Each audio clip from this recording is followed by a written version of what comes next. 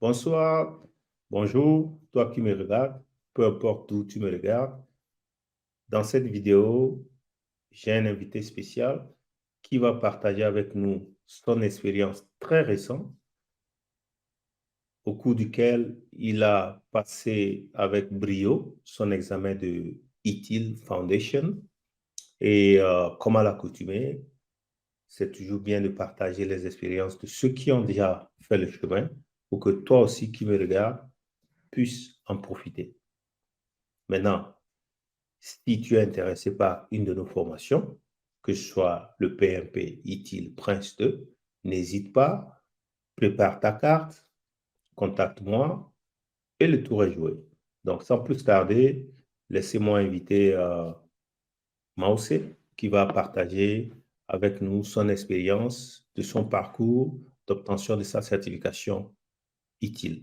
Bonjour, bonjour, bonjour, Mausé. Encore une fois, félicitations pour ta certification. J'avoue que 85%, c'est une marque d'excellence. En tout cas, je ne suis pas du tout étonné par ce score. Et l'objectif ici, c'est que tu puisses quand même partager ton expérience. Mais avant de rentrer dans le vif du sujet, est-ce que tu peux t'introduire succinctement pour que ceux qui nous regardent puissent savoir qui ils ont affaire? D'accord. Merci beaucoup pour l'opportunité. C'est toujours un grand plaisir d'avoir l'occasion de partager le plateau, la scène avec toi. Donc, je m'appelle Mausé Komlan Fouli Avli. Je suis informaticien de formation. J'ai commencé comme développeur, mais après, j'ai porté plusieurs casquettes et aujourd'hui, je suis plus avec la casquette de gestion de projet, différents rôles liés aux produits. Donc, comme Product Manager, Scrum Master, Product Owner, etc. Et je dois dire que pour la petite histoire, il y a de cela à peu près 3 ans, je voulais postuler pour un travail à Dakar et je voulais être gestionnaire de projet. Et le monsieur m'a demandé si j'avais une certification, notamment PMP. J'avoue qu'à l'époque, je n'étais pas très informé, j'ai juste dit non. Et aujourd'hui, quand je regarde derrière, euh, je ne sais même pas si ce monsieur peut encore m'appeler pour ce genre de poste. Pour dire qu'en fait, ça a été un parcours de combattant depuis que je me suis lancé dans cette histoire de certification.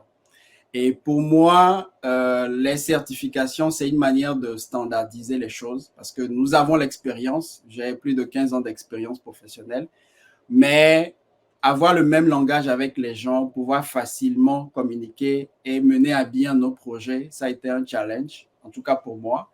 Et aujourd'hui, dans ma quête de cette excellence-là, de cette meilleure façon de faire les choses, je suis aujourd'hui avec ITIL 4. Ce n'est pas la fin, rassurez-vous, parce qu'on ne finit jamais d'apprendre.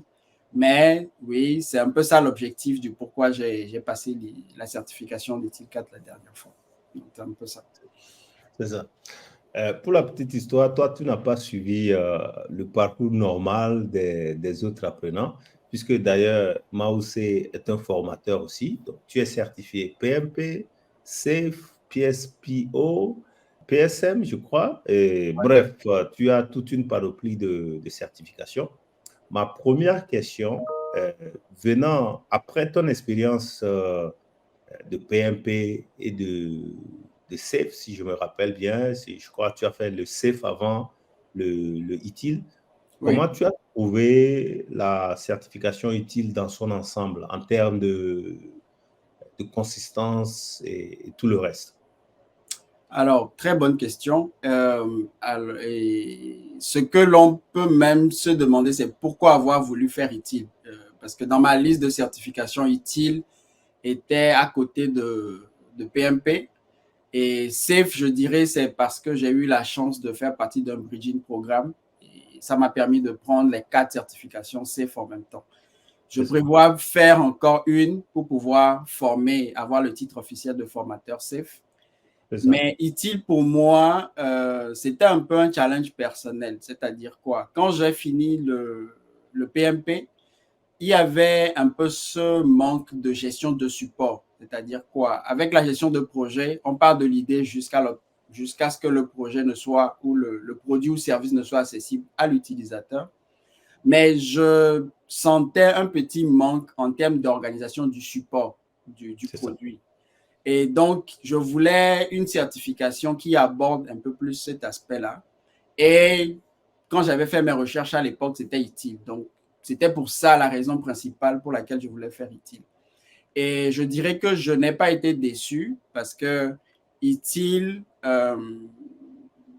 utile aborde cet aspect, pas seulement l'aspect support, bien entendu. Utile, en tout cas la version actuelle d'utile, ce n'est pas que l'aspect support, mais c'est tout l'ensemble aussi.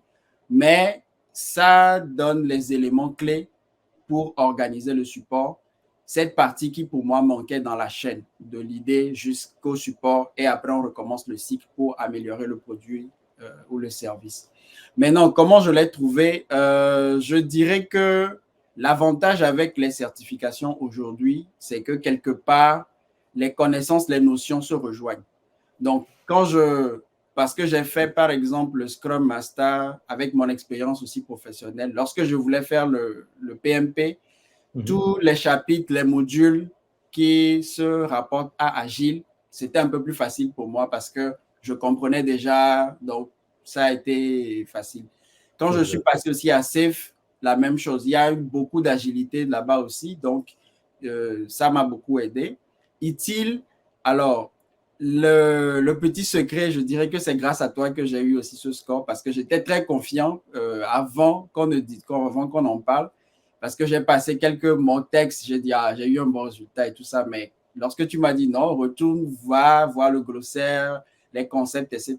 Là, j'ai repris mon temps calmement, comme si de rien n'était, et j'ai recommencé par lire. Effectivement, il y avait des détails en termes de Ouais. définition de mots, parce que le même mot d'un framework à un autre n'a pas forcément le même sens. Donc, oui, j'ai pris le temps de relire exactement. Donc, c'est il y a une complémentarité entre les certifications, entre les frameworks. Donc, plus tu en passes, c'est mieux ou bien plus facile c'est en termes de notions, en termes de connaissances demandées. C'est ça. C'est ça. Alors, toi qui nous regardes, notre prochaine formation utile commence le 4 janvier. Donc, si tu es intéressé à suivre la formation utile, donc elle se passe tous les lundis et mardis, sur 3 semaines. Donc, on essaie de diviser la formation de 21 heures sur 3 semaines pour te permettre de bien apprendre et de bien comprendre le concept. Juste pour compléter un peu un élément c'est-à-dire pour compléter ce que tu disais, que après le PMP, tu voyais qu'il n'y a pas, il y a pas une suite sur le support.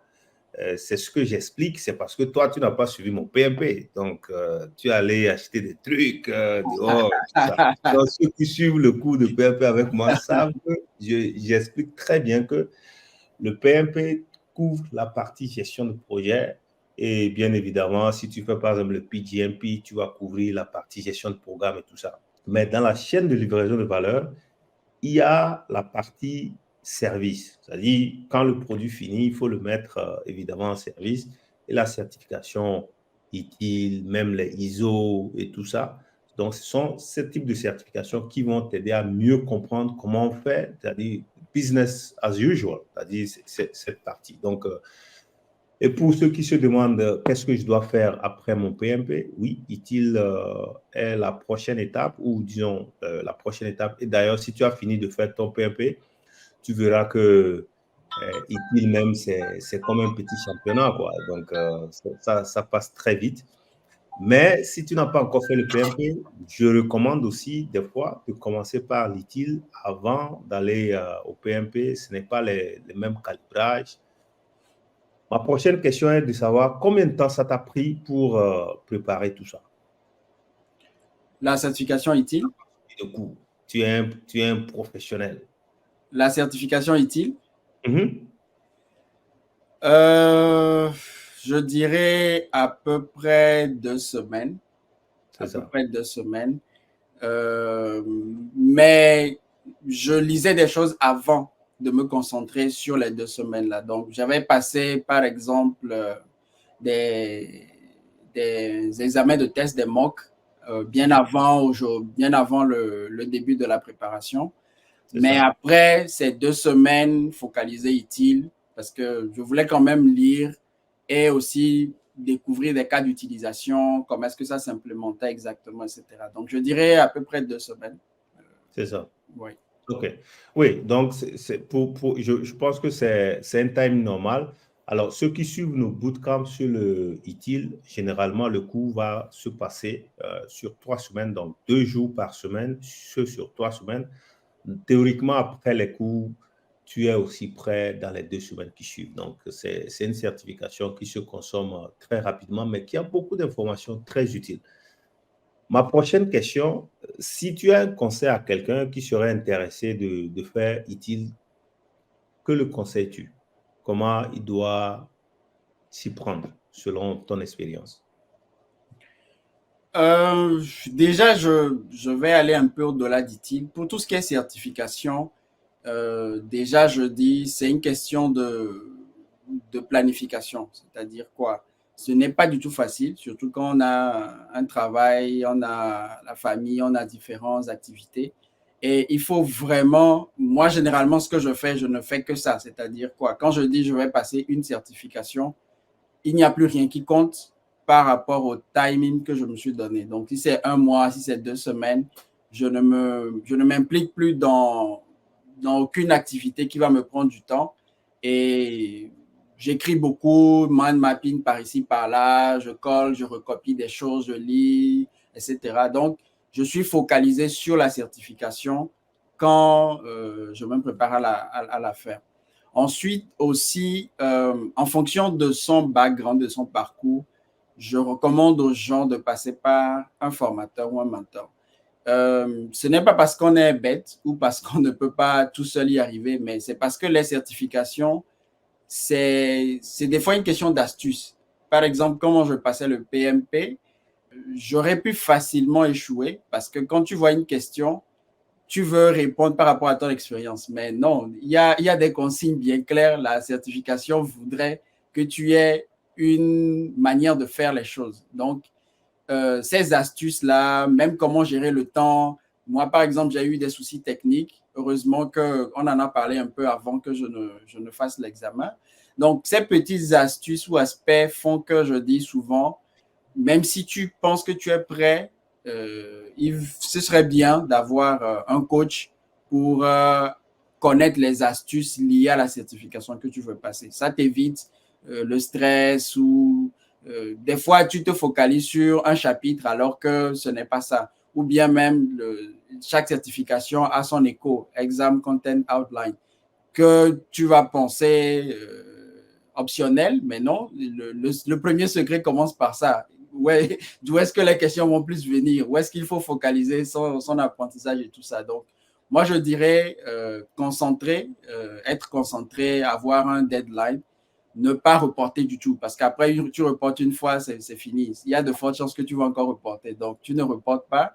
Tu as un coach et vraiment, tu apprends, tu fais comme si tu ne connaissais rien du tout. Et à la fin, c'est bon, quoi. On est prêt pour aller à la guerre. Absolument, absolument. Alors, juste encore un petit complément.